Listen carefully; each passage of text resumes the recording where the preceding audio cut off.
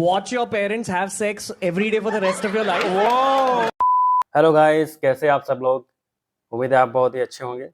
मैं आज आपके सामने एक ऐसा टॉपिक लेकर आया हूँ कि बियर बाइसेप के हमारे जो रणवीर अलाहाबादियाँ हैं वो जाते हैं इंडियाज़ गॉट टैलेंट में, जो कि बहुत ही टैलेंटेड शो है।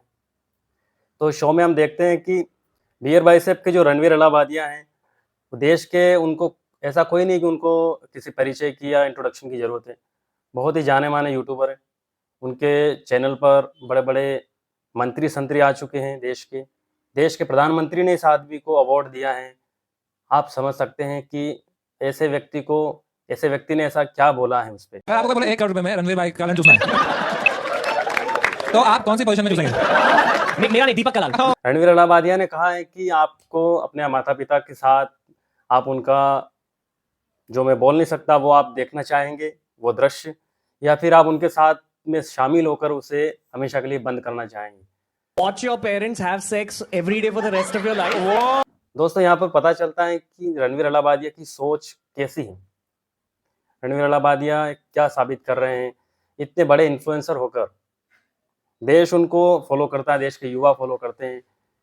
देश के प्रधानमंत्री ने अवार्ड दिया है उन्हें एक अच्छा क्रिएटर होने के लिए, और रणवीर अलाहाबादिया को अपने शब्दों पर पता नहीं है वो क्या बोल रहे हैं।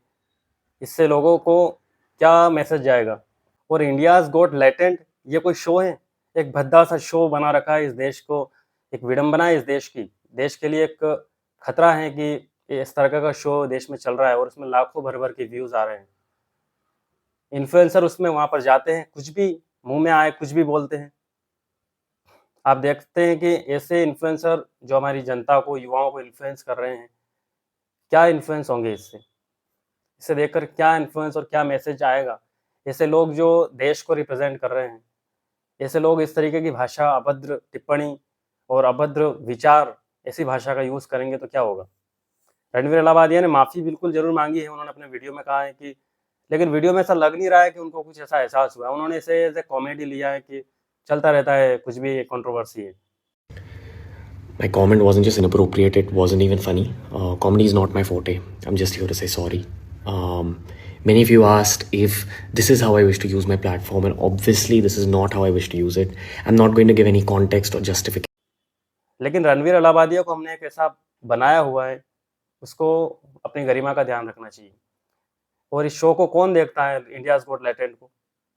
लोगों को शर्म आनी चाहिए कि इस तरीके के शो को इतना प्रमोट कर रहे हैं, इतना आगे बढ़ा रहे हैं।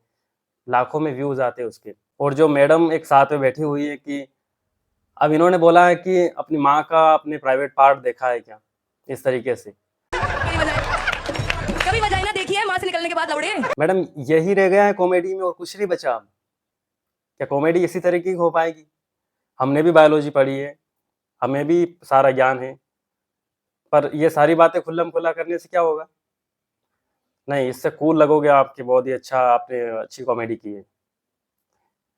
इस तरीके का शो, इस तरीके के लोग, क्यों इसको देश की जनता, देश के लोग बढ़ावा दे रहे हैं? और इतने जितने भी लोग बैठे हुए हैं, जो समय रैना है, रणवीर अलाहाबादिया हैं और वो मैडम है, यहाँ पर आशीष चंचलानी भी बैठा हुआ है। इन लोगों को सोचना चाहिए कि देश हमारे बारे में क्या सोचेगा। देश की जनता के पास ये मैसेज जाएगा जिसमें उन्होंने इतना बोला है कि आप समझ में ये नहीं आता कि ये सोच कहाँ से आई, इतनी भद्दी सोच। कॉमेडी एक अलग चीज़ है, कॉमेडी में बहुत सारी चीज़ें, वल्गर चीज़ देखी है, बहुत सारी चीज़ें हमने नोटिस की हैं। लेकिन इतना भद्दा कि आप अपने माता-पिता के साथ वो दृश्य देखने चाहेंगे या उनके साथ में इन्वॉल्व हो जाएँगे और वो हमेशा के लिए बंद कर देंगे? ये कोई कोई फ़िलॉसफ़ी है क्या? इस तरीके के लोग यहाँ पर हैं और लोग इनको फ़ॉलो करते हैं, प्रमोट करते हैं इनको। अच्छी चीज़ों को लोग प्रमोट नहीं करते हैं, फ़ॉलो नहीं करते हैं। आखिर ऐसा क्या हो गया इन लोगों को जो ऐसी इतनी नीच हरकत कर रहे हैं, इसलिए निचले स्तर पर आकर कॉमेडी कर रहे हैं? समझना चाहिए इनको, और देश की जनता को भी, जो लोग इनको फ़ॉलो करते हैं, फ़ॉलोवर्स को, सब्सक्राइबर्स को।